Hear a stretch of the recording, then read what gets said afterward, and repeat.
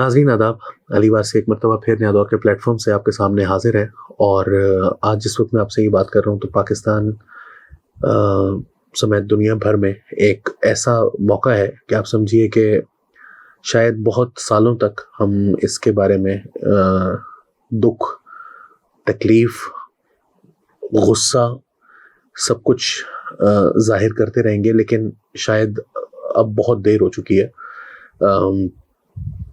पाकिस्तान फ़लस्तीन के अंदर गाज़ा में इंटरनेट की मुकम्मल शटडाउन कर दिया गया है और ग्राउंड ऑपरेशन को इंटेंसिफाई कर दिया गया है और बहुत शदीद किस्म की कारपेट बॉम्बिंग की जा रही है। और शायद कहा जा रहा है कि आज की रात गाज़ा पर एक ऐसी आफत है जो क़यामत से कम नहीं है। इसके ऊपर बहुत सारा कुछ कहा जा चुका है, बहुत कुछ आप इंटरनेट पर पढ़ रहे होंगे, लेकिन किस कदर सफाकी से ये सब कुछ किया जा रहा है इसका अंदाज़ा आप इस बात से लगा सकते हैं कि चंद रोज़ पहले आपने पिछले हफ्ते इस हफ्ते के आगाज़ में आपने ये खबरें ज़रूर पढ़ी होंगी कि एक हॉस्पिटल को बॉम्ब किया है और इसराइल ने बाद में इल्ज़ाम लगाया कि ये जो बॉम्बिंग थी वो शायद हमास की जानिब से रॉकेट्स फायर किए गए हैं, जबकि हमास के पास कैपेबिलिटी नहीं है जितनी हैवी बॉम्बिंग वहाँ पर की गई उस हॉस्पिटल को उड़ाने के लिए। जिस किस्म के बॉम्ब्स की ज़रूरत थी वो हमास के पास मौजूद ही नहीं है। तो ऑब्वियसली इसराइल ही ने ये किया था। और अब ये खबरें ब्लैकआउट से कुछ देर पहले आई कि जो अल-शिफा हॉस्पिटल है, जो कि शायद फ़लस्तीन का ही नहीं बल्कि बहुत सारे मुल्कों में बहुत बड़ा हॉस्पिटल अल-शिफा हॉस्पिटल है गाज़ा में, उसके बारे में ये कहा कुछ इसराइली और अमरीकी एजेंटों के जानिब से कहा गया और कुछ हुकूमती ओहदेदारों की जानिब से इसराइल के, कि ये जो जगह है जहाँ पर अल-शिफा हॉस्पिटल है इसके बिल्कुल पास हमास का हेडक्वार्टर है और यहाँ पर अगर हमला होगा तो हॉस्पिटल को भी नुकसान पहुंचेगा। ये बेसिकली एक इंदिया दे दिया गया है, या एक तरह से समझ लें कि पहले ही बता दिया गया है कि हम हमला कहाँ करने जा रहे हैं। यकीनन अल-शिफा हॉस्पिटल को भी बॉम्ब किया जाएगा और शायद आज जो कुछ होने जा रहा है इसके बाद हमारी लिविंग मेमोरीज में तो हमने ना कोई इस तरह का वाक़या देखा है ना सुना है कि एक जगह को, एक अवाम को, एक people being obliterated like this completely, जिनको ख़त्म कर दिया जाए, एलिमिनेट कर दिया जाए। जो कुछ इस वक्त हो रहा है वो हमने होलोकॉस्ट को हमने नहीं देखा, हमारी जनरेशन ने, हमारे से पिछली जनरेशन ने भी नहीं देखा। जिन लोगों ने देखा था ज़्यादातर मर चुके, 80-85 साल गुजर चुके हैं उस वाक़े को, और जिन लोगों ने नौजवानी की हालत में देखा होगा वो तो बहुत ही कम रह गए। आज जो कुछ हो रहा है वो इस जनरेशन और अगली जनरेशन जो हमारे बाद आने वाली है उसकी लिविंग मेमोरीज का हिस्सा होगा। गाज़ा को मुकम्मल तौर पर बर्बाद करने का फैसला कर लिया गया है दहशतगर्दी के नाम पर, लेकिन इससे पैदा होने वाले जो एक इंतहा पसंदी की लहर है उसको शायद कोई अभी एंटिसिपेट नहीं कर सकता, कोई अंदाज़ा नहीं लगा सकता कि वो किस कदर शदीद होगी। मगर आज का वाक़या जो कुछ होने जा रहा है, ये दहशतगर्दी तो शायद इसके लिए बहुत छोटा सा लफ्ज़ है, हिटलरियन लेवल की अट्रॉसिटी है। और आज के बाद शायद इसराइल को हिटलर्स के साथ जोड़ना शायद हम सब पर फ़र्ज़ है। अगर हम ये नहीं करते तो हमसे बड़ा बेवकूफ़ कोई नहीं होगा। और होलोकॉस्ट की मेमोरीज़ को आज झुठला देने का फ़ैसला उन्होंने किया है, तो उनकी मर्ज़ी है। एक ही वजह है कि जिसकी वजह से इसराइल को एक फ्री पास मिलता है, और वो वजह यह है कि उन्होंने 1940 से 1945 के दरमियान और उससे कुछ अर्सा पहले भी जर्मनी के अंदर हिटलर के दौर में बहुत शदीद तकलीफ बर्दाश्त की हैं। बहुत बड़ी तादाद में लोगों को कत्ल किया गया है। जो कुछ आज इसराइल कर रहा है वो उससे बिल्कुल मुख्तलिफ नहीं है, बल्कि शायद कहीं ज़्यादा हॉरिफिक है, क्योंकि एक साथ हो रहा है, एक दम हो रहा है, यकायक ख़त्म कर किया जा रहा है। और जाहिर है कि ये भी वाक़या तो पिछले 15, 17, 18 साल से मुसलसल चल रहा है, 1948 से चल रहा है, मगर ये जो मुसलसल गाज़ा को और वेस्ट बैंक को छोटा करते करते करते आज इस पोजीशन में लाया गया है कि इसको मुकम्मल तौर पर सफ़ाए हस्ती से मिटा दिया जाए, वो आज होने जा रहा है। चलते हैं अपनी अगली खबर की तरफ। पाकिस्तान आज साउथ अफ्रीका से अपना मैच जो हारा है, उसके बाद पाकिस्तान के वर्ल्ड कप के अगले राउंड में यानी सेमीफाइनल्स में क्वालिफाई करने के जो चांसेस हैं वो तकरीबन नापैद हो चुके हैं। कोई जादुई किस्म के वाक़यात अगर रूनुमा ना हो तो पाकिस्तान के पास कोई चांस नहीं है। चीफ सेलेक्टर इंजमामुल हक के बारे में लेकिन इस मौके पर एक ऐसी खबर आई है जिसने बड़ा हैरान कर दिया है। 2-3 दिन पहले की बात है कि ARY के ऊपर ये खबर ब्रेक की गई।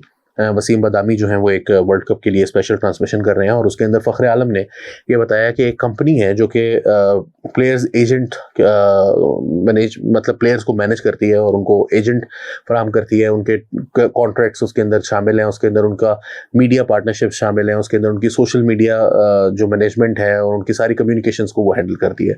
ये कंपनी जो है ये बरतानिया में रजिस्टर्ड है और ये पाकिस्तान के 8 प्लेयरों के साथ इसका कॉन्ट्रैक्ट है और उन 8 में से एक कैप्टन बाबर आजम भी हैं। अब कहा यह जा रहा है कि मोहम्मद राजू के ये जो कंपनी है इसके अंदर मफादात का टकराव इस हवाले से है कि फ़ख्र आलम ने ये कहा था कि ये साबित कुछ नहीं हुआ इनमें से, लेकिन ऐसा मुमकिन है कि मफादात का टकराव, कॉन्फ्लिक्ट ऑफ इंटरेस्ट यहाँ इस तरह से है कि अगर कोई खिलाड़ी जो है वो टीम में जगह ना बना पाता हो तो उस मौके पर भी उस खिलाड़ी को टीम में जगह बनाने के लिए जगह मिल जाएगी, क्योंकि कप्तान जो है या टीम के अहम प्लेयर्स जो हैं वो ऑलरेडी उसी कंपनी के साथ मौजूद हैं और वो कंपनी जो है वो एक तरह से मैनेज कर रही है। अब जो खबर आई है वो उससे भी ज़्यादा प्रॉब्लमेटिक है। वो ये है, उस दिन भी हिंट दी गई थी कि इन सब के जो सरबराह हैं वो भी इस कंपनी के अंदर इस मामले में शामिल हैं, इस सारे केस के अंदर। और वो आज जो खबर है वो एक्सप्रेस न्यूज़ की है, जिसके अंदर ये पता चला है कि ये कंपनी जो है इसके मालकान में, शेयर होल्डर्स में इंजमामुल हक जो कि चीफ सेलेक्टर हैं वो भी शामिल हैं और मोहम्मद रिजवान जो कि पाकिस्तान के विकेट कीपर बैट्समैन हैं वो भी इसके मालकान में शामिल हैं। और ये पहली मर्तबा ICC की आमदनी से भी शेयर दिलाया इस कंपनी ने, जबकि तनख्वाहों में भी 202% तक इजाफा करवाया। इंजमामुल हक, मोहम्मद रिजवान और प्लेयर्स के एजेंट एक ही कंपनी याजू इंटरनेशनल लिमिटेड के मालकान में भी शामिल हैं।